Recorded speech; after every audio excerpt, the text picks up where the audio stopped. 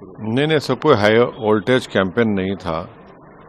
Campaign था, normal campaign था, मगर बीजेपी की तरफ से जो तरीक़ेकार अपनाया गया था कैंपेन का, वो बड़ा ही गलत था, वल्गर था, कम्युनलिज्म को प्रमोट कर रहा था।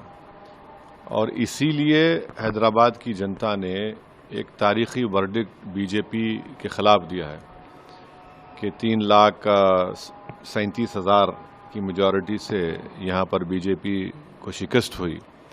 तो यही इनका कैंपेन, चाहे वो प्रधानमंत्री का कैंपेन रहा हो या यहाँ मुकामी बीजेपी का रहा हो, उसको हैदराबाद की आवाम ने रिजेक्ट किया। मैं शुरू से कह रहा था कि ये कैंपेन नहीं चलेगा, क्योंकि अब पॉलिटिकल डिफरेंसेस ज़रूर हैं और रहेंगे, मगर अगर आप शहर के अमन को बिगाड़ने के लिए और नफ़रत की दीवारों का इजाफा करेंगे तो आवाम उसको रिजेक्ट करी, और वही हुआ।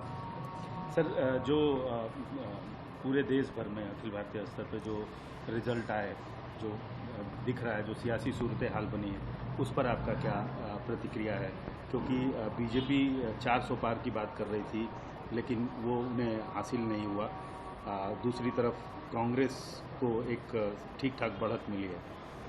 नहीं, 10 साल से बीजेपी की सरकार है, और ख़ास तौर से पिछले 5 साल में 2019 से 2024 तक जो बीजेपी की हुकूमत के नाकारकर्दगी, उनके गलत फैसले, अवाम दुश्मन फैसले, किसानों को तंग करना, नौजवानों को रोज़गार से महरूम कर देना, महंगाई को कंट्रोल नहीं करना, चीन जो हमारी ज़मीन पे कब्ज़ा करके बैठा है उस पर आंखें बंद कर लेना, तो ये ऐसी चीज़ें थी जो अवाम में चल रहा था इसके सिलसिला। और फिर 400 का नारा देने के बाद संविधान को ख़तरा, और ये बात अवाम में चले गई। ख़ास तौर से जो लोग बाबा साहब अम्बेडकर से मोहब्बत करने वाले हैं, संविधान के ऊपर नाज करने वाले हैं, तो ये सब चीज़ें उनके लिए महंगी पड़ी हैं।